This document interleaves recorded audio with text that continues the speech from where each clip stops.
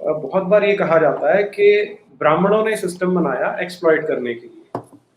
तो अगर अब मेरे नाम के आगे अत्रि लगाओ, बोल देंगे तुम तो पहले ही ब्राह्मण हो, ब्राह्मणवादी हो। तो इसलिए मैं सदा ही किसी ऐसे व्यक्ति का कोट देने की कोशिश करता हूँ जिसपे इस तरह का कोई लेबल ना लग सके।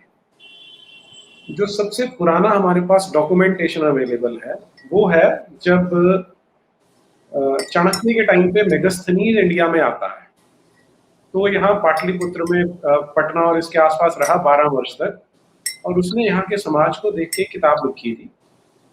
उसे बोलते हैं इंडिका, इंडिका कहते हैं उसे। तो उसके कुछ फ्रैगमेंट्स अवेलेबल है। उसमें वो क्या बताता है मैं शेयर करना चाहता हूँ यहाँ पे।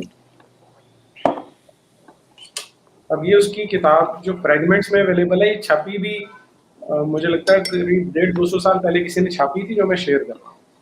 Ancient India as described by Megasthenes and Arrian, ये है इसका पेज नंबर 208। यहाँ वो बोल रहा है, but further in India the whole people are divided into about 7 castes.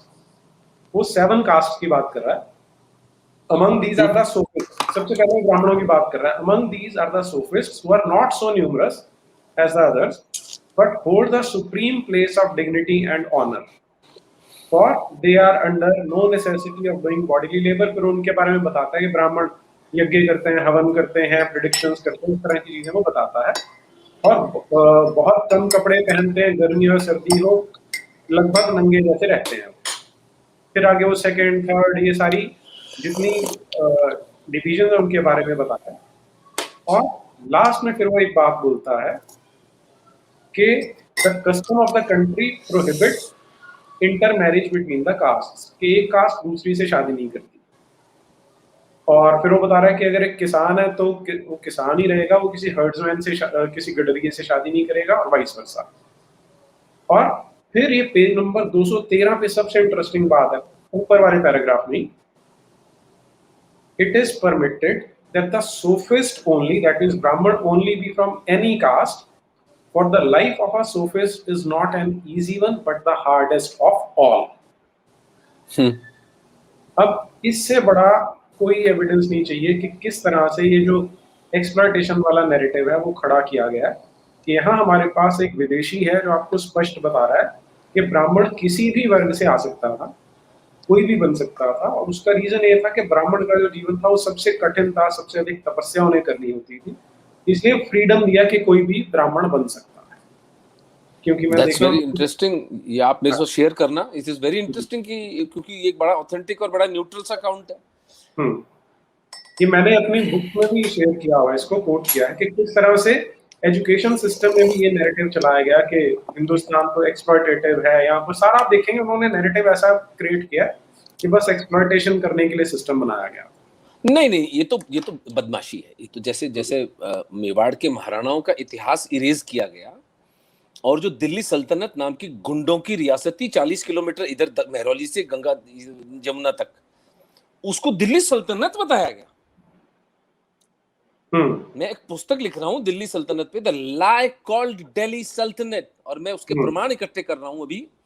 लेकिन इतना से बीच में थोड़ा सा मियंडर कर जाता हूं इस बात से कि महाराणा हमीर सिंह जी, महाराणा कुंभा और महाराणा सांगा तीनों ने, और महाराणा लखा, 4 महाराणाओं ने दिल्ली के इन तथाकथित सुल्तानों को चित्तौड़ में कैद करके रखा था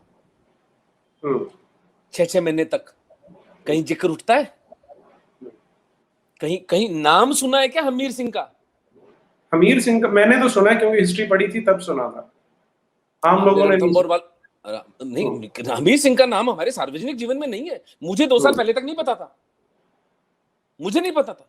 तो झूठ की स्केल तो ये है कि आपके महाराणाओं की हिस्ट्री में जो काबुल से लेके मालवा तक और ऊपर बयाना से लेके नीचे महाराष्ट्र तक जिनका राज्य था वो पहुंच दिया गया है। आप गूगल कर ले, तुगलक का रेन दिखाई देगा आपको, जैसे कि कोई महानतम साम्राज्य भारत के ऊपर रहा हो, जबकि मोहम्मद बिन तुगलक काकतीयों से महाराणा हमीर सिंह सबसे जूते खाता रहा था।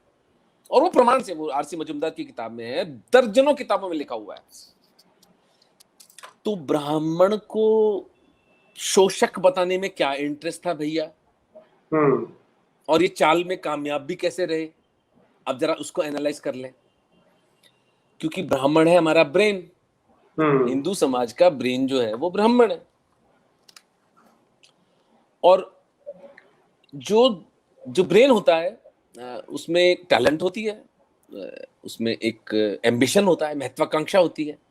उसको उसको चाहिए कि उसको इंपॉर्टेंस मिले, उसको सम्मान पे जी लेगा, लेकिन सम्मान तो चाहिए उसको।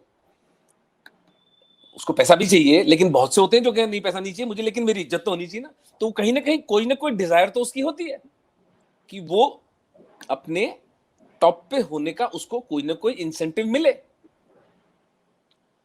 तो ब्राह्मणों ने, जैसे मैंने निवेदन किया, आपको श्रुति द्वारा हमारा धर्म बचाते गए, इंटेलेक्चुअली इतने शार्प थे, इंटेलेक्चुअली वो इतने रोबस्ट थे कि पंचमक्कारों को समझ में आया कि जब तक ब्राह्मणों को गिराया नहीं जाएगा, देखिए दोहरे डैमेज हुई। एक, ओबीसी मुझ जैसे लोगों के दिमाग में प्रयास डालने का किया गया कि ब्राह्मण तुम्हारे शोषक हैं। मैं तो चूंकि इंटेलिजेंटली हर चीज को मतलब मैं क्वेश्चन करता हूं, मैंने कहा कैसे कैसी क्या, जरा बताइए मुझे आप।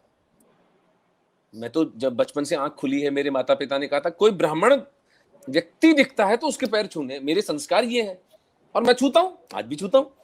मुझे ये बता दें कि किस ब्राह्मण ने किस क्षत्रिय का, किस चारण का, किस ओबीसी का, किस शूद्र का शोषण कर दिया हो। देखिए पर्सनल राइवलरीज की बात नहीं हो रही है, पर्सनल राइवलरीज तो किसी के बीच में भी हो सकती है। एक समाज के रूप में ब्राह्मणों ने कब शोषण किया, कोई उत्तर नहीं आता। दूसरी तरफ गेम क्या खेला वामपंथियों ने, जिसके लिए मैं ब्राह्मण लीडरशिप को दोष देता हूं, ब्राह्मण समाज को दोष देता हूं। ब्राह्मण समाज में ही विक्टिमहुड डाली गई। तो आज आपकी लेफ्ट की लीडरशिप सारी ब्राह्मण क्यों है भैया?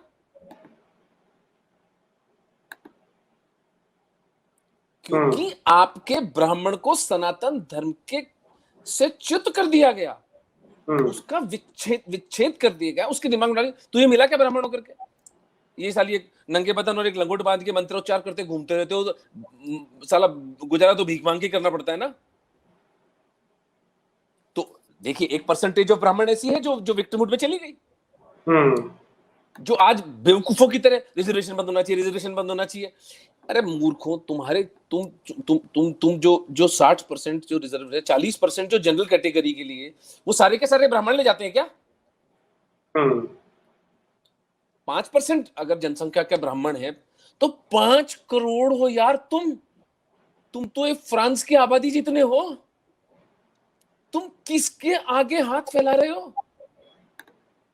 आज 5 करोड़ ब्राह्मण, इसीलिए मैंने निवेदन किया था, मैं ब्राह्मण लीडरशिप को दोषी ठहराता हूं, ब्राह्मण समाज को दोषी ठहराता हूं इस विषय में कि आप विक्टिमहुड में कैसे चले गए यार।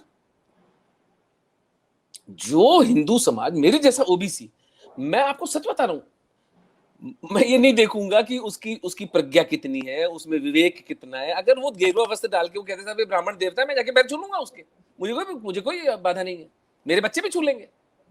तो उस डिग्री ऑफ कंडीशनिंग से जो हमारे अंदर रेस्पेक्ट आता है, उस रेस्पेक्ट को ब्राह्मण समाज क्यों खोता जा रहा है? मैं मानता हूं केवल सम्मान से पेट नहीं भरता है, लेकिन जो पहली सीढ़ी है, यदि वृहद हिंदू समाज ब्राह्मणों के अप्रतिम त्याग जो पिछले 2000 वर्षों में ब्राह्मणों ने किया है, खास तौर से पिछले 1400 वर्षों में अकल्पनीय त्याग जो ब्राह्मणों ने किया है, उसका कोई इंसेंटिव या उसका कोई प्रतिफल अगर मिलेगा तो वो तभी मिलेगा जब ब्राह्मण समाज उसी निष्प्रियता से, उसी इंटेंसिटी से, उसी प्रज्ञा से हिंदू समाज को आज भी नेतृत्व देता रहेगा। ये आवाजें नहीं उठनी चाहिए फिर कि साहब हम योगी जी को इस इलेक्शन में हरा देंगे, हम बताते हैं। आप हमारा ब्रेन हो, ब्रेन को लिबरल होना चाहिए, ब्रेन का दिल बड़ा होना चाहिए। हम ओबीसीज होते हैं, हम या शेड्यूल कास्ट हमारे जो हैं, हम थोड़े we are more violent and हम थोड़े उच्छृंखल कह सकता हूं मैं।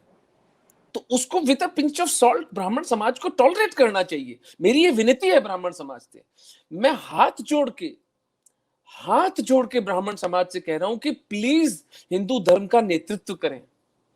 हिंदू धर्म के ऊपर इससे बड़ा संकट कभी नहीं आया है जितना आज है। और आप यदि इंट्रोवर्ट होकर, अंतर्मुखी होकर बैठ जाते हैं तो ये लड़ाई हम नहीं जीत सकते। तो ब्राह्मण ये दोहरी चोट, यानी मुझे तो ऐसा भड़काया कि ब्राह्मणों ने तुम्हारा शोषण किया है, ब्राह्मणों को भड़काया कि देखो तुम्हारे सदियों की जो त्याग है उसका तुम्हें क्या फल मिला, तुम तो मंगते के मंगते रहे।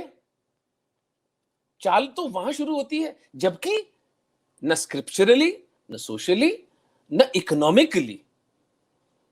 मेरा तो जो जो जो इसका इस नैरेटिव को जवाब देने का मेरा मन करता है वो ये है कि जो ब्राह्मण समाज में हमारी प्रीस्टहुड है उसको उसको सैलरी दी जाए। बेचारे चिथड़े पहन के बैठे रहते हैं वहां पर, मंदिरों की देवता की विग्रह की पूजा करते हैं। कोई उसको, उनको क्या 5-7 हजार रुपए, बाकी का सारा का पैसा सरकार ले जाती है। ये चीजें बंद होनी चाहिए। अब हमारे ब्राह्मण समाज को हमें आर्थिक रूप से हमें सबल करना होगा। अगर ब्राह्मण समाज के अंदर हमने इकोनॉमिक एम्पावरमेंट नहीं किया तो फिर वो विक्टिमहुड की जो जो अंधी गली है, उस विक्टिमहुड की अंधी गली में ब्राह्मण समाज चला जाएगा और वहां से लौटना बहुत कठिन होगा और बहुत दुष्कर काम होगा कि हम ब्राह्मण समाज को वहां से लेके आए।